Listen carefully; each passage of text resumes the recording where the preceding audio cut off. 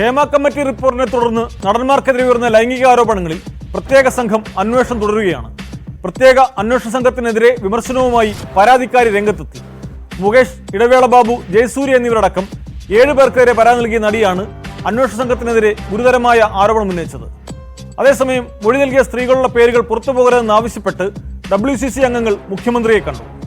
അതിനിടെ യുവകലാകാരത്തിനെ പീഡിപ്പിക്കാൻ ശ്രമിച്ചെന്ന കേസിൽ സംവിധായകൻ VK പ്രകാശിന് ഹൈക്കോടതി മുൻകൂർ ജാമ്യം അനുവദിച്ചു.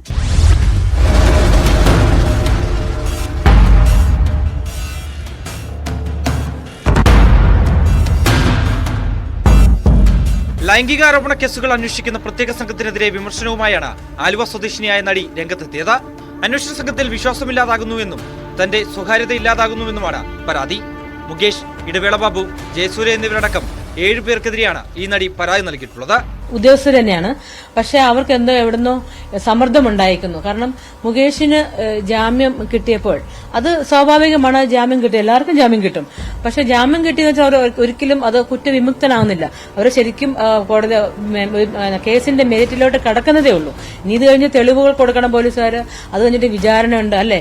അപ്പം ഈ ഒരു അപ്പീലിന് പോകണം എന്ന് പറഞ്ഞാൽ ഇപ്പൊ അവർക്ക് സെഷൻസ് കോടതിയിൽ നിന്നാണ് അവർക്ക് കിട്ടിയിരിക്കുന്നതെങ്കിൽ എന്തുകൊണ്ട് അവർ ഹൈക്കോടതിയിൽ അപ്പീൽ പോകണില്ല? അപ്പൊ പോകാതിരുന്നപ്പോഴാണ് എനിക്കൊരു വിശ്വാസക്കുറവും എനിക്ക് വന്നത്. വിവാദങ്ങളുടെ പശ്ചാത്തലത്തിലാണ് WCC അംഗങ്ങൾ മുഖ്യമന്ത്രിയെ കണ്ടത്. രേവതി, ബീന പോൾ, റീമ കല്ലിങ്കൽ, ദീദി ദാമോദരൻ തുടങ്ങിയവരാണ് മുഖ്യമന്ത്രിയുമായി കൂടിക്കാഴ്ച നടത്തിയത്. നിലവിലെ SIT അന്വേഷണത്തിൽ ആശങ്കയുണ്ടെന്ന് അംഗങ്ങൾ മുഖ്യമന്ത്രിയെ അറിയിച്ചു. മൊഴി നൽകിയ സ്ത്രീകളുടെ പേരുകൾ ഒരു തരത്തിലും പുറത്തുപോകരുതെന്നും ഇക്കാര്യങ്ങളിൽ മുഖ്യമന്ത്രി ഉറപ്പു നൽകിയെന്നും കൂടിക്കാഴ്ചയ്ക്ക് ശേഷം WCC അറിയിച്ചു. നമുക്ക് മുന്നോട്ട് എന്ത് ചെയ്യാൻ കഴിയും, എല്ലാ സ്റ്റേക്ക് ഹോൾഡേഴ്സും ഒരുമിച്ച്, ഗവൺമെന്റ് ഒരുമിച്ച് എന്ത് ചെയ്യാൻ കഴിയും എന്ന് തന്നെയാണ് നമ്മൾ വീണ്ടും വീണ്ടും ആലോചിക്കുന്നത്. മുന്നോട്ടാണ്, സൊല്യൂഷൻ ബേസ്ഡ് ആണ്. അതിനിടെ നിർമ്മാതാക്കളുടെ സംഘടനയ്ക്കെതിരെ സാന്ദ്ര തോമസും ഷീല കുര്യനും രംഗത്തെത്തി. സിനിമയിൽ നിർമ്മാതാക്കൾക്കിടയിലും പവർ ഗ്രൂപ്പ് ഉണ്ടെന്നും വർഷങ്ങളായി അധികാര സ്ഥാനത്തിരിക്കുന്നവർക്കെതിരെ പരാതി പറയാൻ പലർക്കും ഭയമാണെന്നും സാന്ദ്ര തോമസ് പറയുന്നു.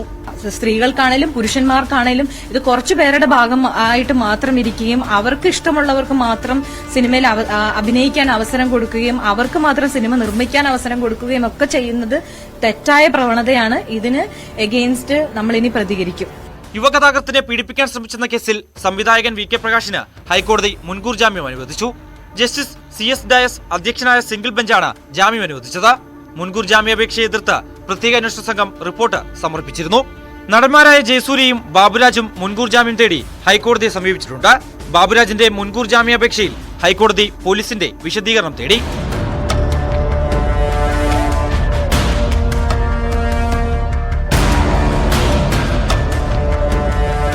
ന്യൂസ് 18 തിരുവനന്തപുരം, കൊച്ചി.